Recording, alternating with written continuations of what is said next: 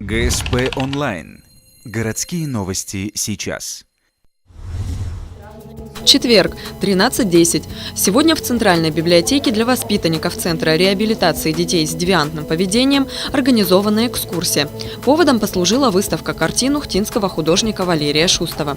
Подросткам рассказывают об авторе полотен и его многолетнем творчестве. У некоторых ребят просыпается неподдельный интерес к искусству живописи. Дети очень любознательные.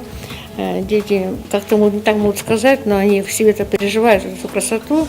Это будет много-много впечатлений у них в школе. Они будут всем рассказывать, что вот они были на выставке, что вот это будет интересно.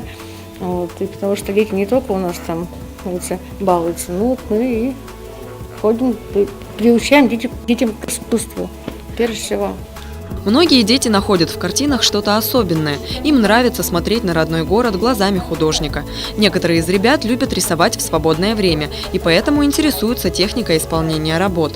Также интерес вызывают герои полотен художника. Уходят подростки довольны и с яркими впечатлениями от экскурсии.